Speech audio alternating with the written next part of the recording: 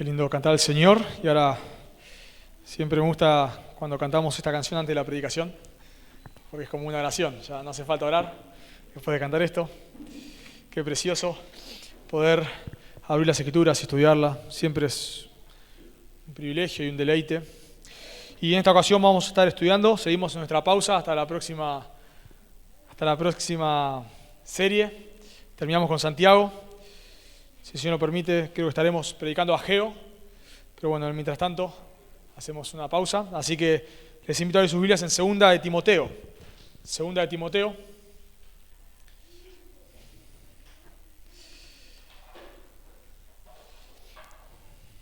Segunda de Timoteo, capítulo 4.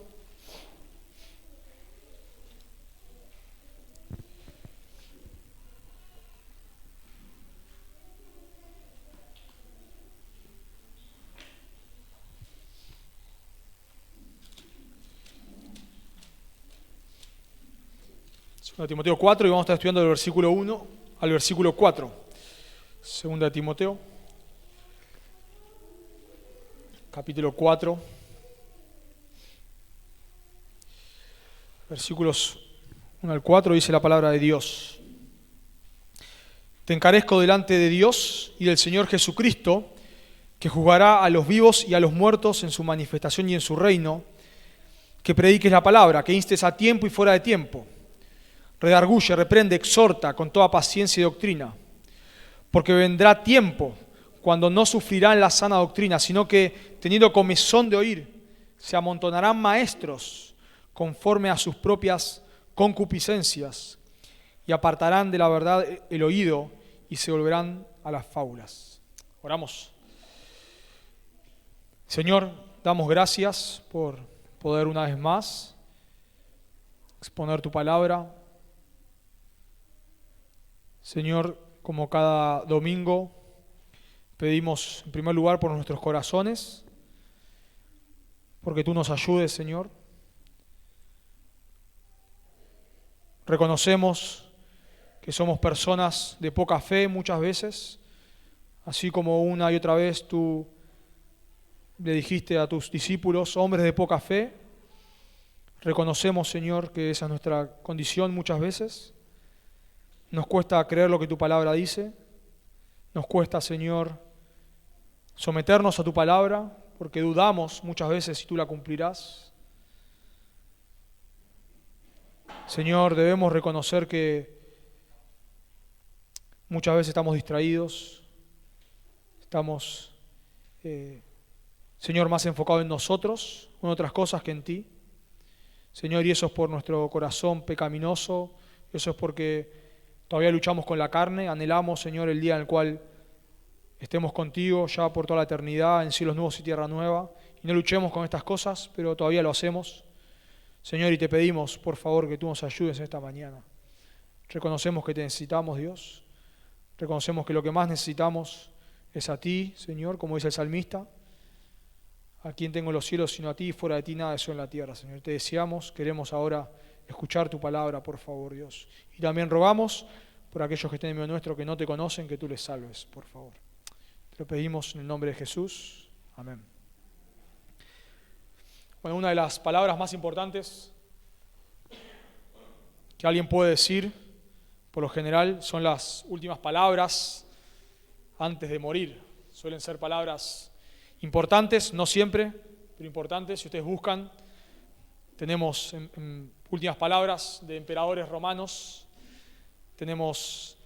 generalmente se recuerda las últimas palabras de Alejandro Magno, bueno, de personas no importantes en la historia, que antes de morir dijeron palabras, frases que quedaron grabadas hasta el día de hoy. Pero pienso que es mucho más importante cuando generalmente no solamente una persona está por morir, sino que cuando está de cierta manera pasando la posta de una generación a otra, de un momento a otro.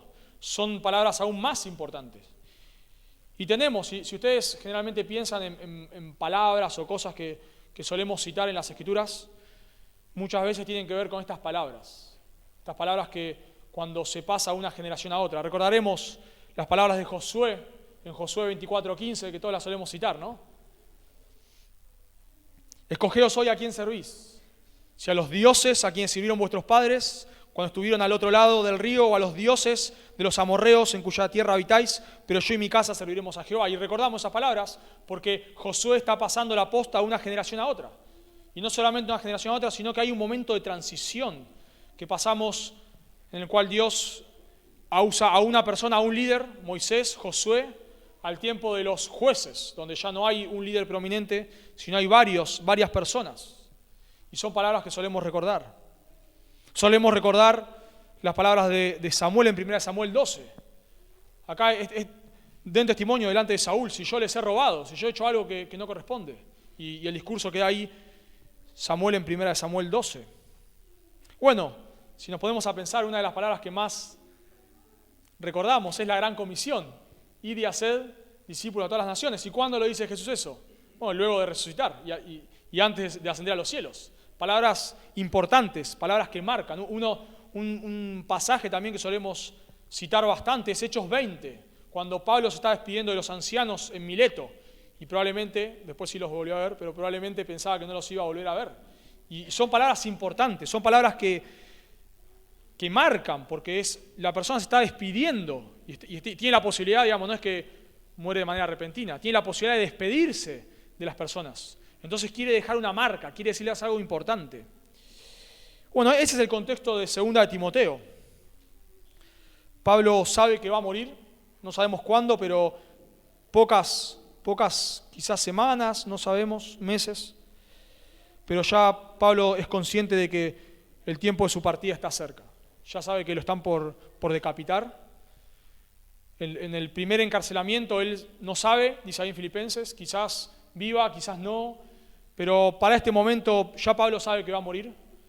La persecución a manos de Nerón se intensificó bastante, así que Pablo ya sabe que él no va, lo más probable es que él ya no viva, no salga en libertad, sino que muera, ya parta con el Señor, ¿no? Así que Pablo le da un encargo a Timoteo, y nosotros podemos leer 2 Timoteo como Pablo pasándole la posta a Timoteo. Y si miramos todos los mandamientos, los imperativos en 2 Timoteo, vamos a notar que Pablo está, digamos, pasando de la posta a Timoteo, diciéndole lo que Timoteo debe hacer, porque él ya no iba a estar más. Cuando nosotros leemos 1 Timoteo, Pablo tenía la esperanza de volverlo a ver a Timoteo. Y por ejemplo, le dice, bueno, entre tanto que voy, encárgate de estas cosas. Pero cuando leemos 2 Timoteo, parece que Pablo le está dando instrucciones a Timoteo porque sabe que ya no lo va a volver a ver a Timoteo. Sabe que no solamente que no lo va a volver a ver, sino que él va a partir con el Señor. Y ahora Timoteo debía continuar con esta carrera. Así que son palabras importantes. 2 Timoteo, todos los mandamientos que vemos son palabras de pasar la posta, de una generación a otra.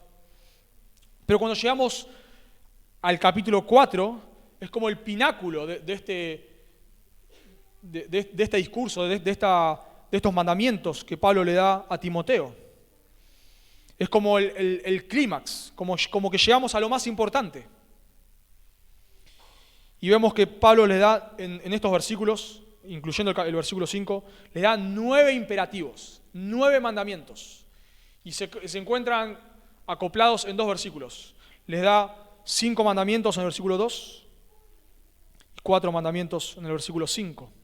Así que nos encontramos acá con Pablo pasándole la posta a Timoteo y todo lo que Timoteo debía hacer. Según capítulo 2, Timoteo debía preparar a hombres fieles. Lo que has oído de mí ante muchos testigos, esto encarga a hombres fieles que sean idóneos para enseñar a otros. Y bueno, y nos ayuda a ver, según Timoteo, de cierta manera, todo lo que un pastor debe hacer, ¿no? Y cuando nosotros vemos en las Escrituras, vemos varias tareas de los pastores. Los pastores tienen varias tareas. Bueno, preparar a líderes, como dije. Los pastores tienen que velar por la condición espiritual de las ovejas. Los pastores deben gobernar o guiar la iglesia. Los pastores deben llevar adelante casos de disciplina. Los pastores deben confrontar a los que causan divisiones. Los pastores deben confrontar a los falsos maestros. Pero parece que cuando llegamos a este pasaje es como lo más importante. Como algo que un pastor no puede descuidar. Así que lo que vamos a ver esta mañana es que la tarea más importante de un pastor es predicar la palabra. La tarea más importante de un pastor, no la única, no estoy hablando de la única tarea, pero sí la tarea más importante. Este es el pináculo. Esto, o sea, le da varias instrucciones, pero llegamos acá y este es el clímax. La tarea más importante de un pastor es predicar la palabra. Y vamos a ver en este texto tres descripciones de la predicación que nos muestran su importancia. Tres descripciones de la predicación que nos muestran su importancia. Y lo primero que vemos, la primera descripción que Pablo nos da y nos ayuda a ver que es la tarea más importante de la predicación, es la seriedad. Pablo le va a hablar a Timoteo en primer lugar de la seriedad de la predicación. Noten versículo 1 ahí. Te encarezco delante de Dios y del Señor Jesucristo, que juzgará a los vivos y a los muertos en su manifestación y en su reino. Si nosotros vemos el texto, vamos a notar que el mandamiento está en el versículo 2, y es que prediques la palabra. Pero acá en el versículo 1 Pablo da toda una introducción que nos ayuda a ver que esto es sumamente importante. Nosotros vemos otros pasajes donde Pablo habla de la predicación, varios textos, pero acá tenemos la característica de que Pablo hace una introducción larga, bastante larga. Y Pablo usa una palabra ahí, noten ahí en el versículo 1, que dice te encarezco. La Biblia de las Américas lo traduce de la siguiente manera: te encargo solemnemente. Te encargo solemnemente. Un diccionario dice que esta palabra habla de exhortar a alguien en asuntos serios. Incluso esta palabra te encarezco puede ser una fórmula de juramento. Y bueno, hay algunas cosas muy técnicas en esto, pero así lo traduce, por ejemplo, las Américas, cuando dice te encarezco solemnemente la presencia de Dios y de Cristo, que ha de juzgar a los vivos y a los muertos, por su manifestación y por su reino. No dice en su manifestación, dice por su manifestación, lo cual nos habla de una fórmula de juramento. No juréis lo vimos, ni por el cielo, ni por la tierra, lo cual parece que es como una especie de juramento, como si Pablo está poniendo a Timoteo bajo juramento. Y eso es lo que hace solemne este llamado. Pablo ya le habló de la predicación a Timoteo. Por ejemplo, en 1 Timoteo 4:13, entre tanto que hoy ocúpate en la lectura, la exhortación y la enseñanza. En Hechos 6 nos dice que los apóstoles deben estar dedicados a la oración y al estudio de la palabra. Pero acá hay un juramento. Es algo solemne. Es como, lo busqué, nunca había visto un juramento hipocrático de los médicos. Y eso es algo solemne. Está ahí el hombre con la túnica, leyendo, creo que la Universidad de Favarolo lo había visto. Y está ahí el hombre leyendo, no sé quién será, un catedrático leyendo, y todos los estudiantes ahí parados con sus túnicas. Y este hombre lee, y al final todos dicen, lo juro, ¿no? Y es un momento solemne. Es algo precioso verlo. Bueno, es como si eso es lo que está haciendo Pablo acá para Timoteo. Lo está poniendo bajo juramento. Si bien Pablo no es el último apóstol en morir, el último apóstol es el apóstol Juan por el año 100. Si bien hay más escrituras luego de 2 Timoteo, porque se escribe por el año quizás 64, y luego tenemos otros escritos, probablemente Hebreos, Apocalipsis, las cartas de Juan, el Evangelio de Juan, otros escritos. Pero empezamos a ver un cierre del canon. Empezamos a ver que ya Pablo empieza a dar a entender a Timoteo que hay un momento de transición. En Efesios 2:20 Pablo dijo que la iglesia es puesta sobre el fundamento de los apóstoles y profetas, ¿no? De la enseñanza de ellos, de los apóstoles y profetas. Y acá Pablo está por partir y ya Timoteo ya no iba a tener que traer nueva revelación. Ya le dijo, lo que has oído de mí ante muchos testigos, esto encarga a hombres fieles. Ya Timoteo no tenía que traer nueva revelación. Ya estamos en un momento donde parece que el cierre del canon está empezando a darse. Y ahora Pablo le está pasando la posta a Timoteo, y Timoteo la tiene que pasar a la próxima generación. Y lo que ahora un pastor debe hacer, ya los milagros empiezan a menguar. lo cual tiene mucha prominencia cuando el canon se empieza a escribir. Pero acá los milagros empiezan a menguar. El don de profecía empieza a menguar. La nueva revelación empieza a menguar. Y ahora lo que Timoteo tenía que hacer no era buscar nueva revelación ni nuevas profecías. Lo que ahora Timoteo iba a hacer era enseñar lo que había oído de Pablo. Lo que has oído de mí ante muchos testigos, esto encarga a hombres fieles. Y estos hombres fieles ya no deben traer nueva revelación. Estos hombres fieles deben enseñar el canon, las escrituras. Así que Timoteo, esto es lo más importante que vos vas a tener que hacer, Timoteo. Predicar la palabra. Y en esta introducción, en esta frase te encarezco, Pablo trae a 4 testigos o 4 elementos. Dios, el Padre, Dios el Hijo, la segunda venida y el reino eterno. Noten que dice, te encarezco, y eso es lo que nos da a entender que probablemente sea como una fórmula de juramento, ¿no? Te encarezco delante del Padre y del Hijo, delante de Dios y del Señor Jesucristo. Es como de vuelta, como que trae a estas personas sumamente importantes. Esto es un encargo solemne. También me imagino que algunos lo habrán visto alguna vez, cuando se asume la presidencia, cuando un presidente asume y hace el juramento. Y también es algo ahí en el Congreso, es algo también solemne, ¿no? El hombre está ahí o bueno, la mujer, en el caso cuando fue Cristina, lo que sea, pone la mano ahí, jura, ¿no? Delante de todos y hay personas sumamente importantes, y vemos ahí a los soldados ahí atrás, parados, etc. Es algo solemne, y lo que lo hace más solemne no solamente es la importancia de ejercer la presidencia, sino también las personas que están ahí, todas las personas importantes. Bueno, acá es como si Pablo trae como testigos al Padre y al Hijo, a la Trinidad, un Dios que existe eternamente en 3 personas. Es como que Pablo le está queriendo transmitir a Timoteo, Timoteo, esto no es broma. Esto que yo te lo encargo, Dios el Padre, Dios el Hijo, son testigos. Esto es serio, Timoteo, es sumamente serio.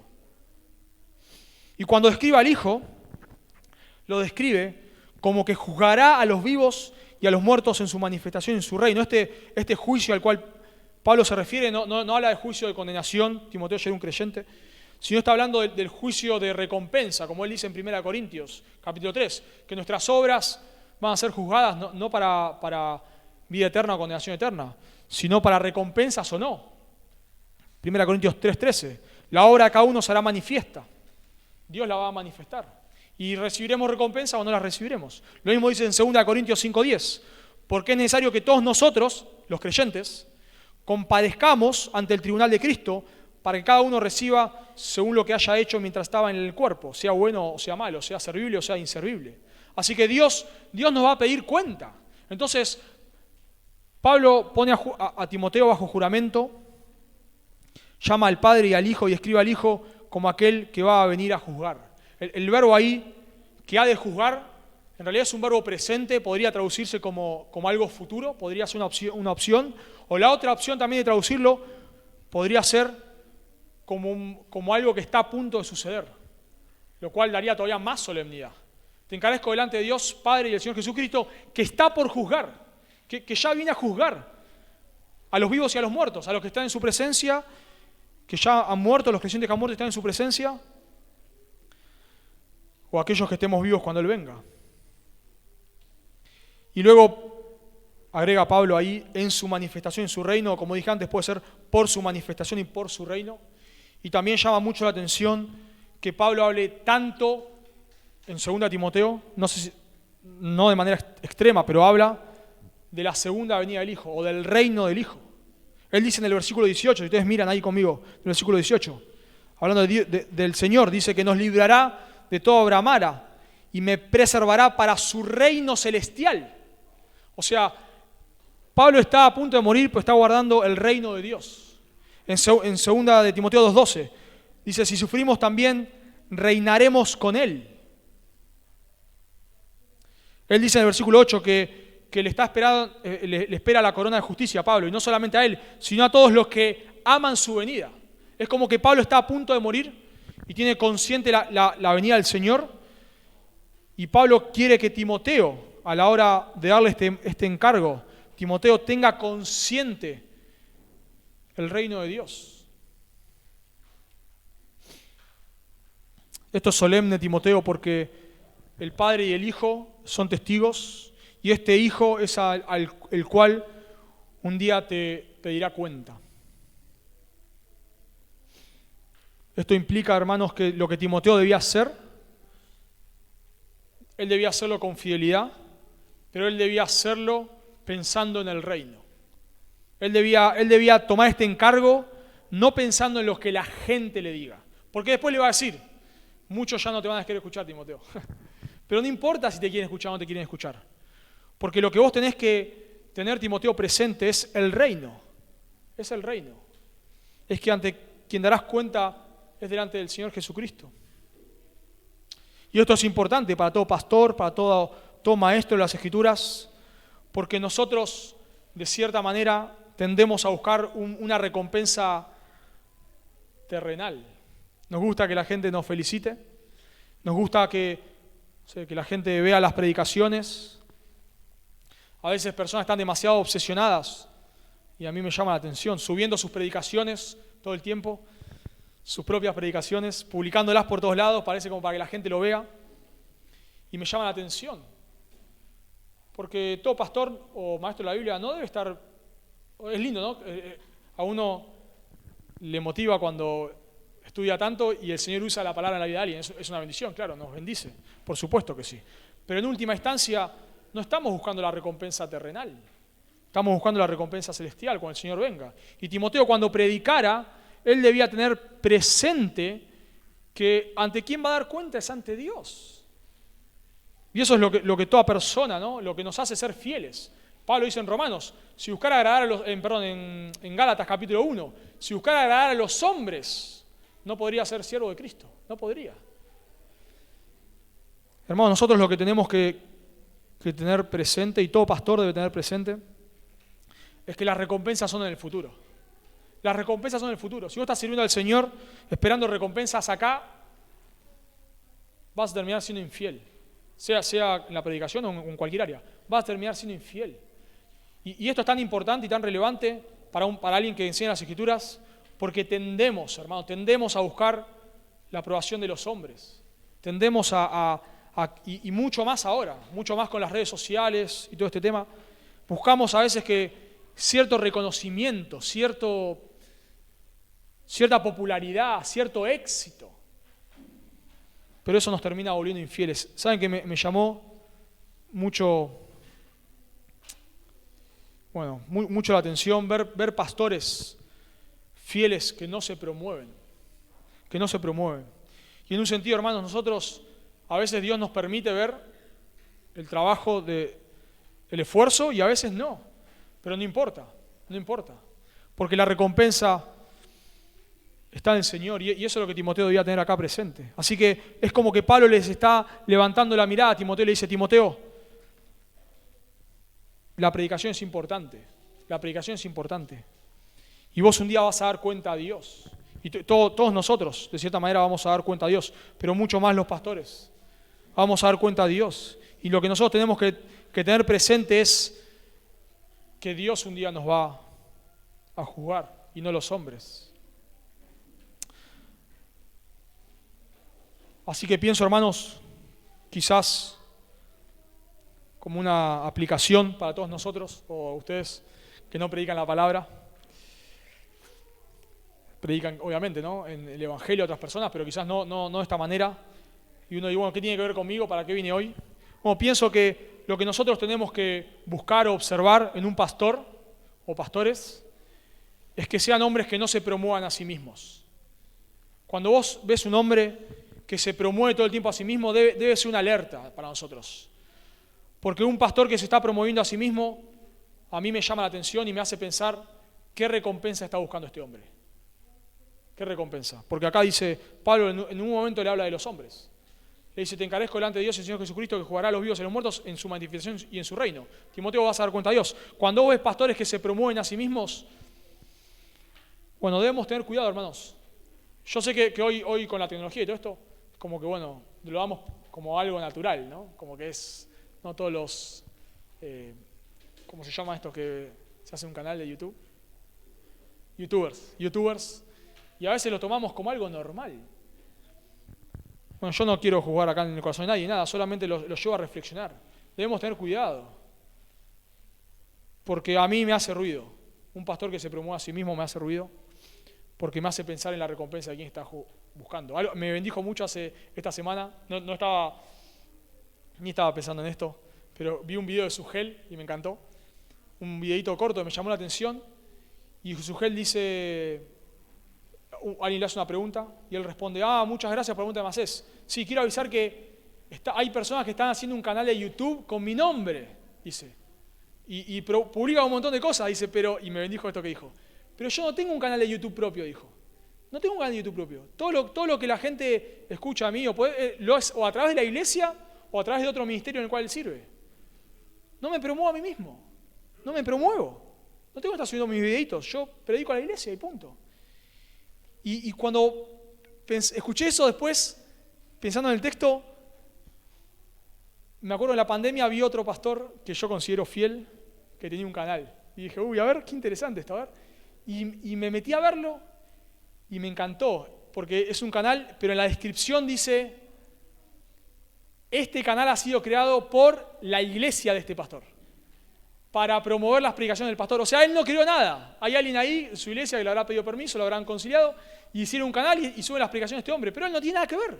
No se está promoviendo a sí mismo. Pero un pastor que se promueve a sí mismo nos debe llamar la atención, hermanos. Nosotros porque en última instancia alguien que se promueve a sí mismo en algún momento va a transgredir las Escrituras, quizás. Cuando buscamos agradar a los hombres, en algún momento le vas a decir algo que a los hombres no les va a gustar. Y vas a tener que negociar si estás buscando agradar a los hombres. Así que, hermanos, un pastor debe ser alguien que tiene la mirada puesta en el Señor. Esto es solemne. Cuando consideramos a alguien para el ministerio pastoral, debemos entender que es algo serio, hermanos. Muy serio. Muy, muy serio. Hoy se levantan pastores como si, no sé, como poner kioscos. No, es serio, es serio. Así que lo primero que vemos en cuanto a la predicación es la seriedad. La seriedad de la predicación es algo solemne. Es algo solemne. Un día Dios llamará a los pastores y les pedirá cuentas. Le pedirá cuenta de lo que ellos han hecho. En segundo lugar, la segunda descripción que nos muestra la importancia de la predicación no solamente es la seriedad, sino la urgencia. La urgencia de la predicación. Y ahí llegamos al mandamiento. Luego de esta introducción, en el cual parece como que Pablo lo pone bajo juramento a Timoteo, le da este encargo solemne. Ahora le dice, ¿cuál es el encargo? Versículo 2, que prediques la palabra. Ahí está el encargo. Se trata de esto, Timoteo, que prediques la palabra. El verbo ahí, predicar, quiere decir predicar de manera pública. Decir algo de manera pública. Por ejemplo, la misma palabra la usa Pablo en 1 Timoteo 3:16, cuando dice, Dios fue manifestado en carne, justificado en el Espíritu, visto de los ángeles, predicado, la misma palabra acá, predicado a los gentiles. Predicado a los gentiles, y no habla de una predicación pública. Esta misma palabra se usa en Mateo capítulo 3, versículo 1, hablando de Juan el Bautista. Dice, en aquellos días vino Juan el Bautista predicando en el desierto de Judea. Juan el Bautista vino predicando, no habla de predicando de manera personal, sino predicando públicamente, y ahí tenemos, ¿no? Generación de víboras, etcétera, ¿no? Y les habla muy duro. La misma palabra, esta misma palabra, predicar, se usa en Mateo 4:17, hablando de Jesucristo. Desde entonces comenzó Jesús a predicar y a decir arrepentíos, porque el reino de los cielos se ha acercado. A predicar, ¿cómo predicaba Jesús? De manera pública. De manera pública. Y acá la referencia a la palabra, si bien puede ser una referencia al Evangelio, entendemos que es una referencia a todas las Escrituras. Porque si ustedes notan ahí, en capítulo 3, versículo 16, Pablo dijo, toda la Escritura es inspirada por Dios y útil para enseñar, para redarguir, para corregir, para instruir en justicia, etc. Habla de la Escritura y luego llega al versículo 4:2 y dice que prediques la palabra. ¿Qué palabra? Esa que acabo de nombrar, que es útil para enseñar, para redarguir, para corregir, para instruir en justicia. Y esta frase, esta palabra predicar, hacía referencia a un heraldo, a predicar como un heraldo. Por eso hablamos de que es una predicación pública. Predicar como un heraldo. Un heraldo era alguien que venía y decía, así dice el rey, públicamente. No era un debate, no era un cambio de opiniones. Así dice el rey. Punto final. Por eso lo que Timoteo debía hacer era pararse y decirle a las personas, así dice el rey. Por eso nosotros, algo que se debate mucho hoy en día, es si tenemos que seguir predicando así como lo hacemos nosotros, o podemos poner acá una mesa, un café, y sentarte ahí en sillones cómodos, y empezar como a charlar con la gente, no de la Biblia, pero a charlar con la gente. Y un intercambio de opiniones. Recuerdo una profesora en la universidad, me acuerdo, en la primera clase se sentó en el primer banco, en el banco se sentó, no en la silla, en el banco, y así de manera muy canchera dijo, bueno, acá venimos a construir entre todos, ¿no? Venimos acá a construir entre todos, como bueno, yo no vengo a enseñarles, sino acá entre todos vamos a armar la materia o lo que sea. Bueno, aquello quizás en una universidad puede darse, no lo sé, pero en la iglesia no puede pasar eso, porque acá no estamos cambiando opiniones, no estamos pensando qué pensamos de esto y qué pienso yo de esto, no.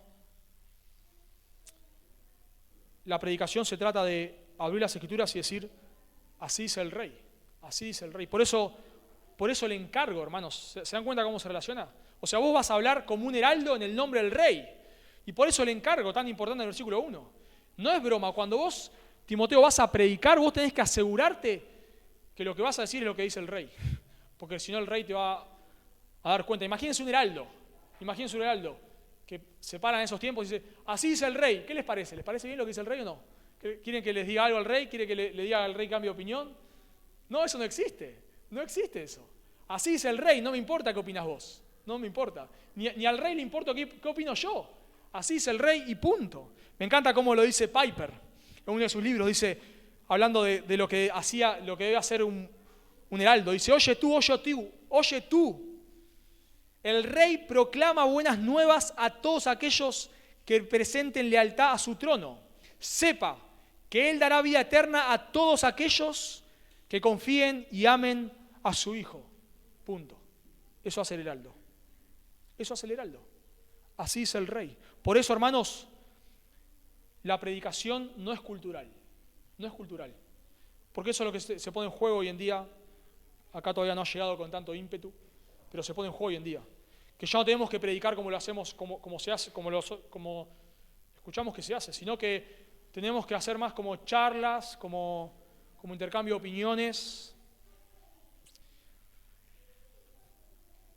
Pero no es lo que la Escritura enseña. Sino el pastor es un heraldo. Es un heraldo que se para y dice, este texto dice, así dice el Señor. Y hermanos, lo que nosotros vemos, lo que Pablo le dice acá a Timoteo, de cómo él debía predicar, me llama mucho la atención, que es algo que vemos en todas las Escrituras. Personas han estudiado, ¿no? ¿Cuándo comenzó la predicación como predicamos hoy? Y me encanta porque cuando empezamos a rastrear, llegamos hasta Moisés. ¿Qué es el libro de Deuteronomio? Un sermón. Es Moisés pasándole la posta a la próxima generación. Dice Deuteronomio 1:1. Estas son las palabras que habló Moisés a todo Israel a este lado del Jordán en el desierto. Deuteronomio 1:3. El primero del mes, Moisés habló a los hijos de Israel conforme a todas las cosas que Jehová le había mandado acerca de ellos. ¿Se dan cuenta? Eso es lo que hace Moisés. Él está a punto, la próxima generación, Moisés no va a entrar. Dios ya le dijo que no lo iba a hacer. Él está hablando de la generación que va a entrar, ya toda la primera generación murió en el desierto. ¿Y qué hace Moisés? Se para y les dice todas las cosas que Dios le había dicho. Y no hay cambio de opiniones. ¿No es a ustedes qué les parece? ¿Qué me parece a mí? No. Lo mismo vemos en Nehemías. Dice Nehemías 8:1. Y se juntó todo el pueblo como un solo hombre en la plaza que está delante de la puerta de las aguas. Y dijeron a Esdras, el escriba, que trajese el libro de la ley de Moisés. Versículo 3, Nehemías 8:3. Y leyó en el libro delante de la plaza que está delante de la puerta de las aguas, desde el alba hasta el mediodía, en presencia de hombres y mujeres y de todos los que podían entender. Y los oídos de todo el pueblo estaban atentos al libro de la ley. Y el escriba Esdras estaba sobre un púlpito de madera que habían hecho. Y bueno, después dice que él leía y después los escribas, los levitas, ponían sentido, o sea, le ayudaban al pueblo a entender el libro de la ley. Así que notamos que Moisés, ¿qué hace? Predica, como lo hacemos hoy. Nehemías, ¿qué hace? Exactamente lo mismo. Abre y explica la ley. Y me llama mucho la atención de qué hace Jesucristo. ¿Qué hace Jesucristo? En Lucas capítulo 4, versículo 16, recordarán, él entra a una sinagoga y abre y lee el libro de Moisés, el libro de Isaías. Y luego dice el Señor Jesucristo, en Lucas 4, 21, hoy se ha cumplido esta escritura delante de vosotros. Y todos daban buen testimonio delante de él y estaban maravillados de las palabras de gracia que salían de su boca. ¿Qué hace Jesús? Abre el rollo de Isaías, lee y explica. Lee y explica. Y lo mismo hace Pablo en Hechos 13:15. Y después de la lectura de la ley y de los profetas, los principales de la sinagoga mandaron a decirles a Pablo y a Bernabé: varones, hermanos, si tenéis alguna palabra de exhortación para el pueblo, hablad. Entonces Pablo, levantándose, hecha señal con la mano, dijo, y da todo un sermón en Hechos 13. ¿Se dan cuenta? Siempre ha sido así. Siempre ha sido así. ¿Por qué? Porque la persona que enseña las Escrituras lo hace con autoridad, no con autoridad propia, no con autoridad intrínseca, sino con autoridad delegada de Dios. Eso es lo que hemos visto siempre a lo largo de la historia. Y incluso, no solo, o sea, en la historia bíblica, tenemos en la Biblia, y luego cuando ya el canon se cerró y seguimos viendo la historia de la iglesia, vemos que siempre los grandes despertares se han dado por predicar la palabra. Por eso lo hacemos así. Por eso esto no es una charla, no es un cambio de opiniones, sino porque la tarea del pastor es exponer lo que el rey ha dicho. Me encanta como lo dice Jeremy Ryan en uno de sus libros. Quizá más que cualquier otra tarea, la enseñanza es lo que distingue a los ancianos en una iglesia. Luego dice más adelante, los ancianos deben participar en el ministerio de enseñanza de la iglesia. Si eres un anciano, debes ocuparte de la exposición de la Biblia. Y me encanta porque él en su libro dice que por más que no seas, ellos le llaman ancianos laicos, o sea, no, ellos diferencian de un pastor a tiempo completo, digamos, que sería como el pastor principal, o los pastores principales, que suelen predicar con mucha regularidad, y pastores laicos le llaman ellos, que tienen su trabajo en la iglesia y su trabajo fuera de la iglesia.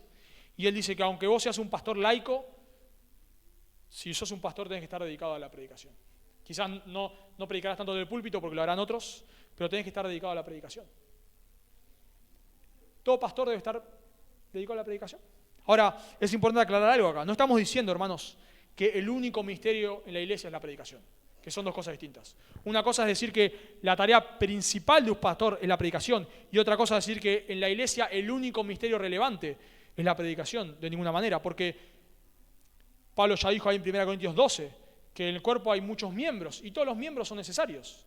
Para que un pastor pueda estar dedicado a la predicación es porque otros miembros están haciendo otras tareas importantes, ¿no? Si no, el pastor no podría estar dedicado a la predicación o la iglesia se caería a pedazos.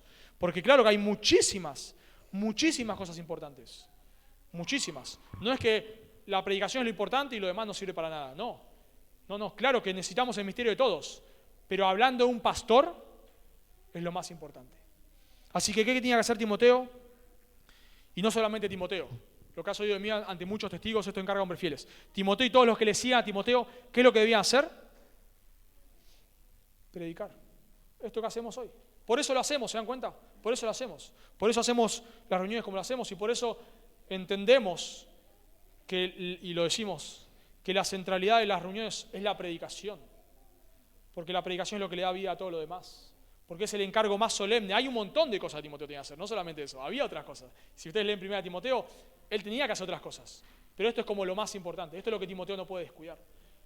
La realidad, hermanos, es que la iglesia debe tener varios pastores, pluralidad de ancianos o pluralidad de pastores, porque un pastor no puede hacer todo lo que la Biblia dice que los pastores deben hacer. Un pastor no lo puede hacer. Un solo pastor, son muchas las cosas, son muchísimas, muchísimas. Y no una sola persona no lo puede hacer. Pero si hay un solo pastor, lo que el pastor debe hacer es elegir. Algo tenés que descuidar, no podés, algo tenés que descuidar. Bueno, lo que no puede hacer un pastor es descuidar la palabra. A veces hay que elegir y no puedes hacer todo. Y bueno, esto no lo voy a poder hacer. Bueno, lo que vos nunca jamás podés decir es, bueno, hermanos, no puedo predicar el domingo. No, perdonen, hoy preparé algo así nomás. Recién antes de venir, hace 10 minutos, preparé algo porque no llegué. No puedo hacer eso, porque estuve muy ocupado en otras cosas. Bueno, dejá esas cosas que estás haciendo y dedicate a la predicación. Y bueno, y si las otras cosas, bueno, deberán esperar. Obviamente, quizás hay semanas donde uno no puede quizás dedicar el tiempo que lo que sea. Hay semanas más difíciles que otras, pero no puede ser la regularidad. Esto es la prioridad. Si nosotros tenemos que pensar y decir, bueno, ¿qué es lo que, si un pastor debe elegir hacer una sola cosa? Debe ser predicar. Debe hacer muchas más. Obvio, claro que sí, no estoy diciendo de vuelta que sea lo único. Pero si hay que elegir es lo primordial. Y eso es lo que Pablo está diciendo a Timoteo. Noten que le dice. No le dice, te encarezco delante de Dios y del Señor Jesucristo, que juzgará a los vivos y a los muertos en su manifestación, en su reino, que visites a las personas, que alimentes a los pobres, que mantengas a las viudas. Aunque son cosas que la Escritura nos manda a hacer. Pero no dice eso, que prediques la palabra. Y luego nos da el detalle de cómo, de qué se trata la predicación. Y dice ahí Pablo, que instes a tiempo, fuera de tiempo, redarguye, reprende, exhorta. Todos estos son verbos que nos da a entender que describen a cómo es la predicación. O sea, ya le llamamos que modifican el oro principal, que es que prediques la palabra. Y lo primero que dice Pablo es que nosotros predicamos la palabra insistiendo, o una de las maneras es insistir, que quiere decir mantenerse dispuesto, permanecer cerca. Da la idea de, por cómo se modifica, que instes a tiempo y fuera de tiempo. La idea es, tenés que hacerlo en todo momento, Timoteo, en todo momento. Puede ser este instar a tiempo y fuera de tiempo, puede ser una referencia a Timoteo o a los oyentes, o sea, puede ser una referencia a Timoteo, vos tenés que predicar, sea que te quieran escuchar o no te quieran escuchar. Y eso es lo que le va a decir después. Sea que las personas te quieran escuchar o no te quieran escuchar, Timoteo, vos tenés que predicar. Quizá la gente te dice, che, muy aburrido esto, ¿por qué no hacemos otra cosa? ¿Cuándo termina? ¿Por qué los mensajes no son más cortos? ¿Por qué tal cosa? Tanta predicación, ¿por qué? Bueno, vos hacelo igual, Timoteo. A la gente le gusta, buenísimo. No le gusta, mal por ellos. Mal por ellos. Vos lo que tenés que hacer, Timoteo, es predicar. ¿Te quieren escuchar o no te quieren escuchar? No me importa, Timoteo. Vos parate y predicá la palabra. O también puede ser una referencia a tiempo y fuera de tiempo, que sea una referencia a Timoteo. O sea, una referencia a Timoteo, tenés que estar preparado en todo momento. En todo momento. Sea que tengas que predicar o que no tengas que predicar. No es que los pastores cuando no predican ese domingo no estudian. No, siguen estudiando, porque tienen que estar todo el tiempo preparados. Todo el tiempo. Todo el tiempo tenemos que estar conociendo al Señor y profundizando en las Escrituras. Y a veces estamos estudiando cosas que vamos a predicar, a veces estamos estudiando cosas que ni vamos a predicar por ahora, pero no importa, tenemos que estar preparándonos todo el tiempo. Todo el tiempo tenemos que estar preparados, todo el tiempo tenemos que estar estudiando. Entonces, Timoteo, sea que tengas ganas o no tengas ganas, estudia. Dice John Stott en su comentario, nunca pierdas el sentido de la urgencia. Porque a veces, claro, ¿no? Cuando las personas te dicen mucho, che, una cosa te digo una vez, pero varias veces, tanta predicación, en un momento eso te empieza a calar, y empezás a dudar, y quizás se me está yendo la mano, sí, quizás tanta Biblia no es necesario, y eso te hace dudar. O a veces también puede pasar que no tenés ganas. Una vez alguien mandó un mensaje muy gracioso, un pastor, decía, pastor, cuando tengas que estudiar, no te pongas a acomodar el escritorio de la PC, ¿no? Porque, bueno, esto es para los más jóvenes, porque claro, estás ahí y tenés que ponerte a estudiar y empezás a dar vueltas, porque a veces no tenés ganas de estudiar, ¿no? A veces me tengo que poner a estudiar y veo que está sucio ahí, y agarro la escoba y limpio, y después veo que hay algo desacomodado y me paro, porque damos vuelta, porque a veces no tenemos ganas, y le das vuelta, y te llama un hermano y dice, mira, un hermano necesita que le vaya a comprar arroz. Yo voy, no te hagas problema. Yo voy. Porque damos vueltas. No tenemos ganas. No tenés ganas. Y a veces nos pasa. No importa, Timoteo. ¿Tenés ganas, no tenés ganas? No importa. Acá no importás vos, no importan los otros, importa el Señor. Así que la predicación debe ser en todo momento, ¿viste? A tiempo y fuera de tiempo. Luego dice, redarguye. La idea de redarguir es de corregir el pecado.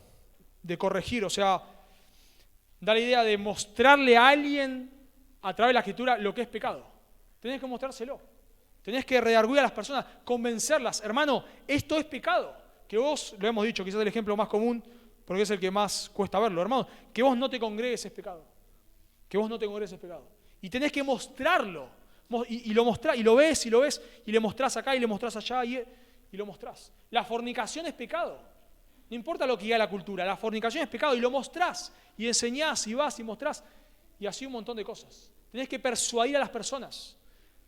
Tenés que redarguirlas, tenés que convencerlas que es pecado eso. Lo que están haciendo es pecaminoso. No importa lo que diga la cultura, y eso lleva tiempo. Tenés que estar preparado, tenés que redarguir. Luego dice reprende. La idea de reprender ahí es que no solamente mostrarles, exhortales, decirles que dejen de hacerlo.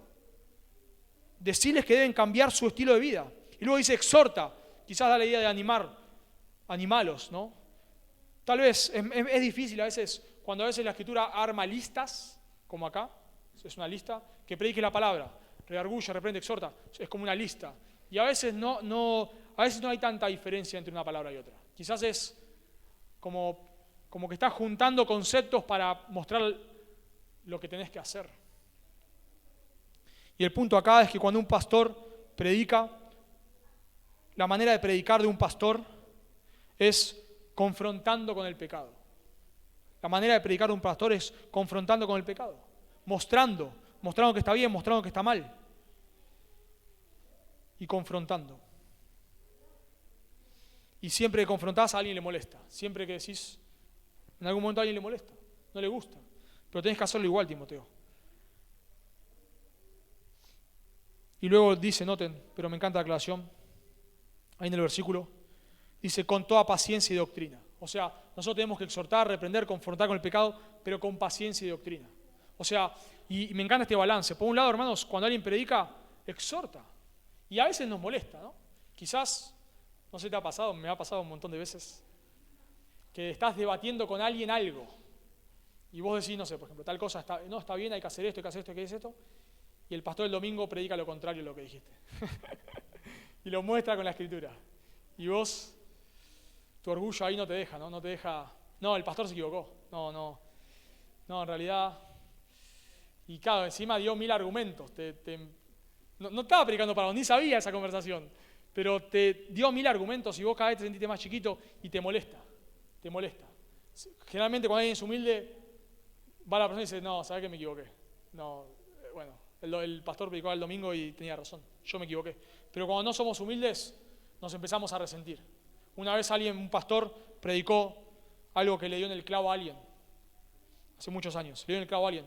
Y cuando este pastor terminó de predicar, vino esta persona y se lo llevó aparte para tratar de exhortarlo al pastor. Porque le había dado en el clavo. Le había dado en el clavo. Y es así. Los pastores a veces dicen, quizás vos estás luchando con algo en la semana y a veces el pastor no sabe y predica sobre eso, o a veces sí sabe, pero ya tenía el mensaje preparado. Y ya lo tenía preparado. Y bueno, vos te parás acá y vas a predicar y sabés que tal persona está luchando con eso. Pero como predicaste el mensaje no lo sabías, ni idea tenías. Y a veces las personas se ofenden. Bueno, es lo que tenés que hacer, Timoteo. Pero no solamente exhortar, sino dice, con toda paciencia y doctrina, lo que nos da la idea de paciencia es, está bien que reprendamos, está bien que confrontemos, pero tenemos que ser pacientes. A veces escuchamos personas por internet que todo el tiempo están como retando a la gente, y a mí me gusta a veces que me reten, pero a veces no tanto. A veces necesito un poco de aire. Está bien que me retes, me gusta, pero a veces dame un poco de aire, porque siento que soy un miserable. Y soy un miserable, pero animame a veces un poco.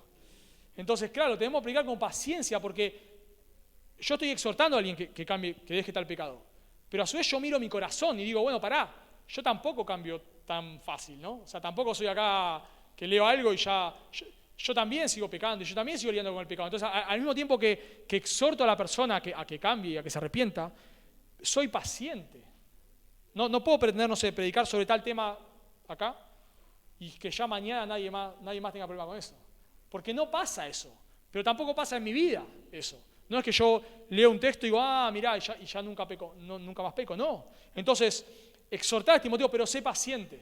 La gente no cambia de un instante al otro, porque nosotros no cambiamos de un instante al otro. Y la santificación es un proceso.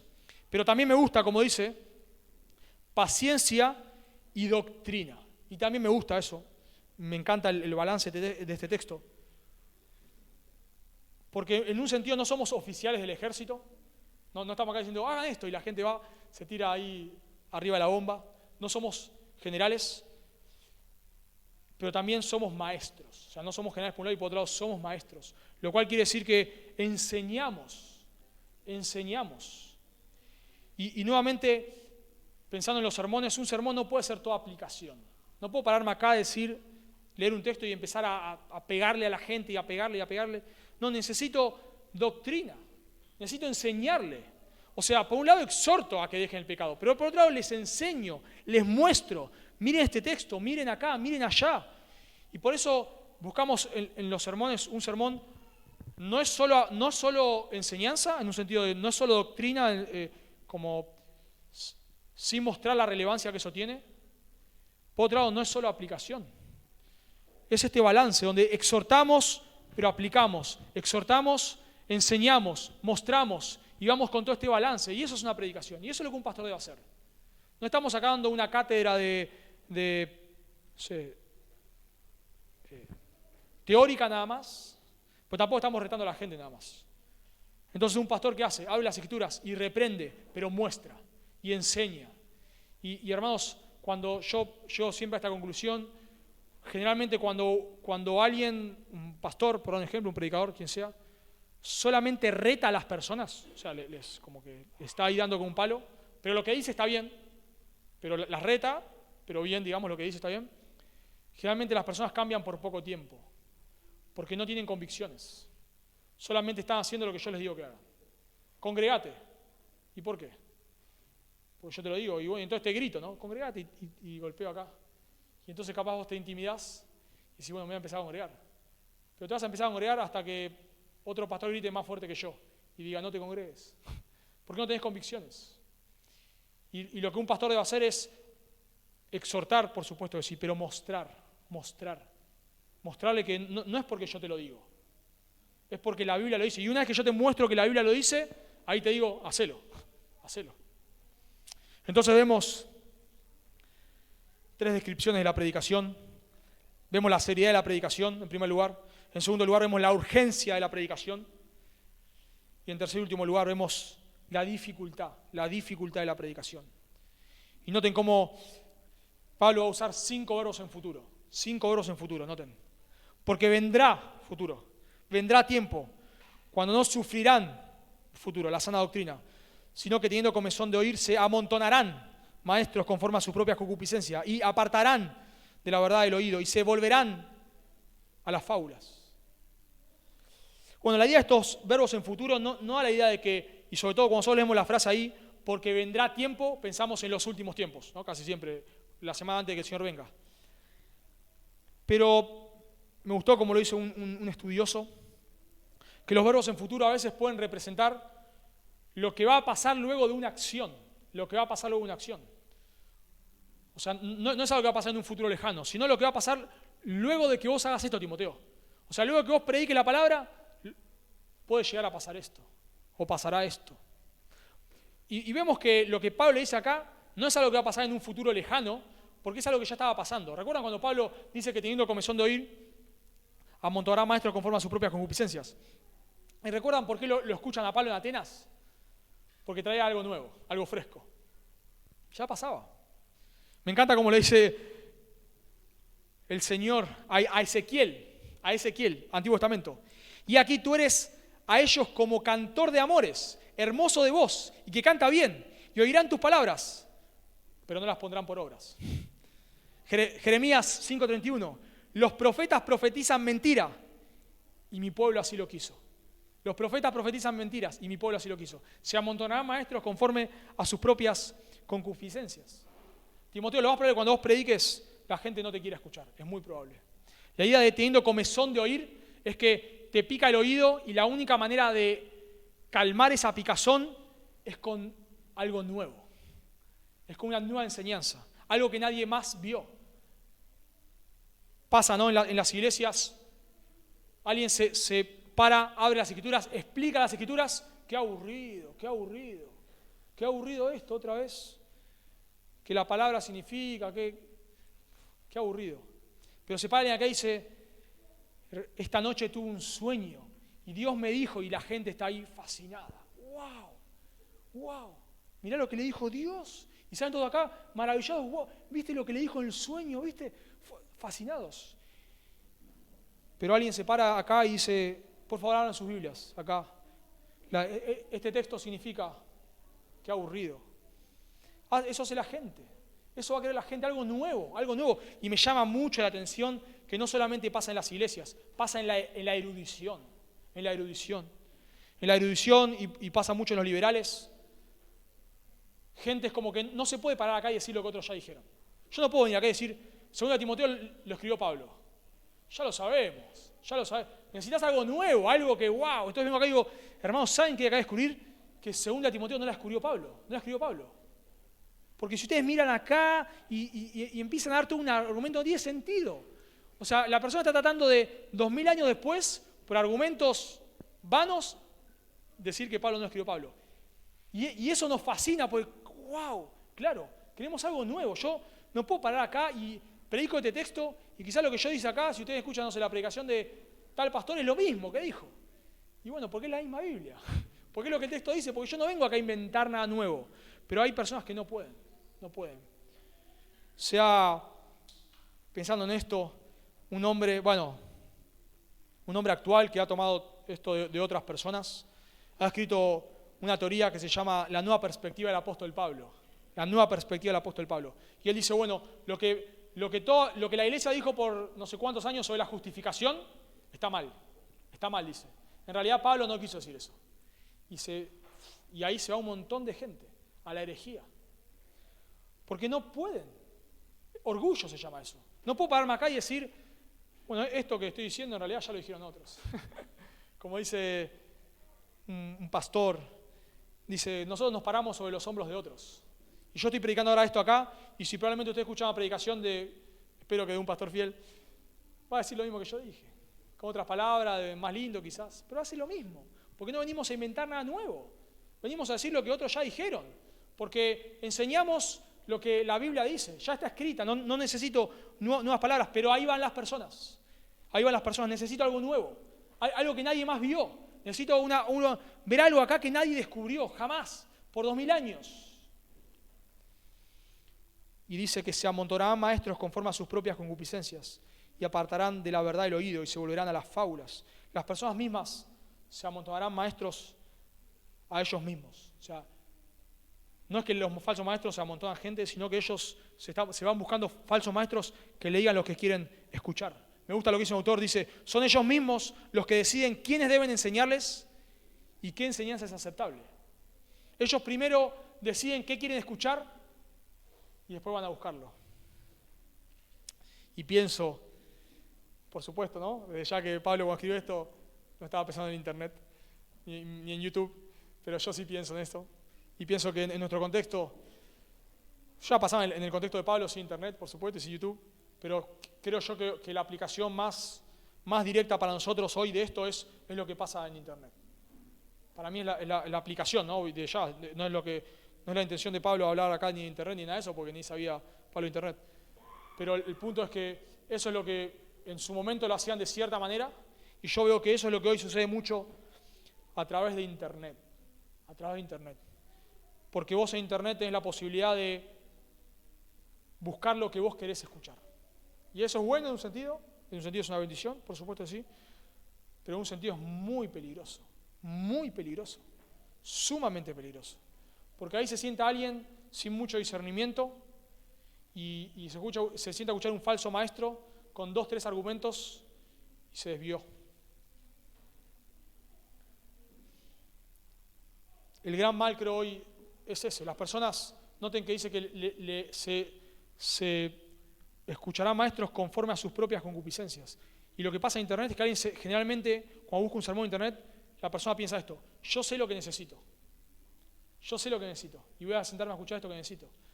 Pero a veces yo no sé lo que necesito. Porque yo tengo una viga en el ojo que no me deja ver a veces mi pecado.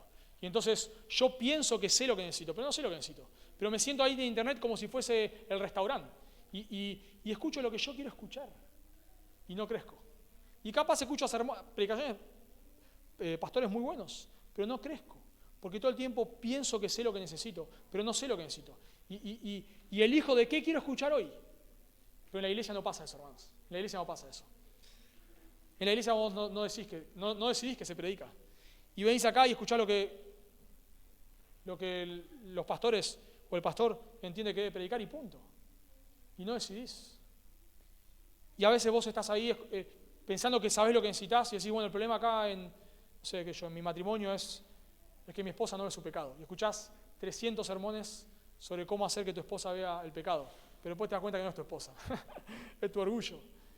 Pero claro, vos estabas buscando y cuando venís a la iglesia se predica sobre orgullo. Porque así crecemos, hermanos. Así crecemos. Nosotros necesitamos hombres que nos prediquen la palabra. Pero cuando un pastor predique la palabra, la gente no lo va a querer escuchar. No lo va a querer escuchar. Y eso es lo que Pablo estaba animando acá a Timoteo. No lo va a querer escuchar. Entonces, concluyendo, hermanos, ¿qué necesitamos nosotros? ¿Qué necesitamos? Necesitamos pastores que prediquen la palabra. Siempre que consideramos hombres para el pastorado, necesitamos que sean hombres que estén dedicados a la palabra, que prediquen la palabra. Eso es lo que necesitamos. Y si no predica la palabra, bueno, no debemos considerarlo. Nosotros lo que necesitamos fomentar acá, nosotros necesitamos fomentar, es la predicación de las palabras. Este texto es para Timoteo, pero nosotros necesitamos como iglesia entender que esto es serio, esto es lo que un pastor debe hacer. Y cuando alguien nos dice, no, mucha predicación, no, claro que mucha predicación. En esta iglesia nosotros queremos que se predique la palabra, eso es lo que queremos en esta iglesia. Y si alguien dice, no, porque la predicación muy larga, bueno, disculpame, quizás esta no es el lugar. Porque nosotros en esta iglesia queremos que se predique la palabra y nosotros tenemos que ser conscientes de eso. Pero tenemos que ser conscientes ¿por qué? ¿Porque yo lo digo? No, porque es lo que la Biblia dice. Es lo que la Biblia dice. Y cuando alguien se pare acá y te das cuenta que no está predicando la palabra. Quizás cuenta historias, cuenta anécdotas, lo que sea, pero no está predicando la palabra. Nosotros tenemos que levantar la mano y decir, no digo ahora así como están ustedes, pero en algún momento acercarte al pastor, a los pastores y decirle, mire pastor, me parece que últimamente no se está predicando la palabra acá en la iglesia. Nosotros entendemos que en la iglesia se tiene que predicar la palabra. Y entendemos que no se está predicando la palabra. Eso es lo más importante de una iglesia. Y van a venir personas. No, la palabra. No, hermano, en esta iglesia se predica la palabra. Para nosotros es lo más importante. Porque nosotros entendemos que todo es el corazón de la iglesia. De ahí sale todo lo demás. Pensemos, nosotros hablamos de la adoración, de la alabanza. La alabanza es una respuesta ¿a qué? ¿A quién es Dios? ¿Y yo cómo sé quién es Dios? ¿Porque me lo imagino? No, porque estudio la palabra. La Biblia dice que debemos exhortarnos unos a otros. ¿Cómo nos vamos a exhortar? A través de lo que dice la palabra. Debemos amarnos. ¿Cómo sé cómo amar a mi hermano? Porque la palabra dice. Debemos evangelizar. ¿Cómo sé qué tengo que decir? Porque la palabra dice. ¿Se dan cuenta, hermanos? Si vos sacás la palabra, una iglesia se derrumba. No es lo único que hace, pero es lo principal. Y la convicción que espero que nos llevemos hoy, y sé que muchos la tienen, y es una bendición, pero tenemos que seguir afianzándola, hermanos, que en esta iglesia necesitamos que se predique la palabra. Y consideramos a un hombre para el pastorado porque predica la palabra. Y lo que nosotros queremos es que se predique la palabra. Y si alguien nos dice, hagamos otra cosa, no. La palabra. Oramos.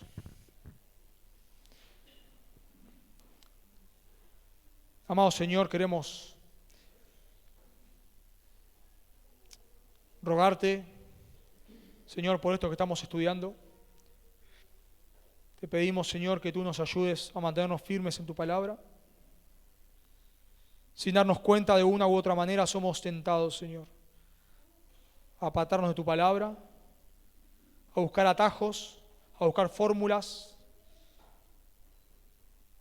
Pero, Señor, necesitamos a ti, necesitamos tu palabra, Dios.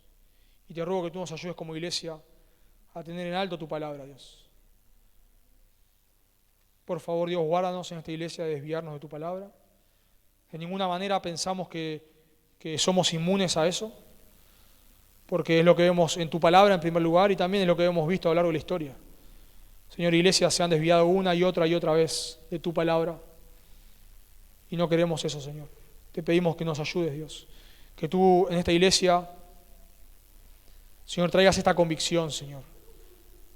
Y también te pedimos, Dios, por aquellos que están aquí y no te conocen quizás, y tal vez una evidencia de que no te conocen es que no aman tu palabra, Señor. Cuando alguien no te conoce, no ama tu palabra, Dios. Y van a venir personas acá que no te conocen, Señor, y nosotros queremos hablarles tu palabra, Dios. Por favor, ayúdanos, Señor. Ayúdanos a poner tu palabra en alto. Por favor, Padre. Te lo pedimos en el nombre de Jesús. Amén.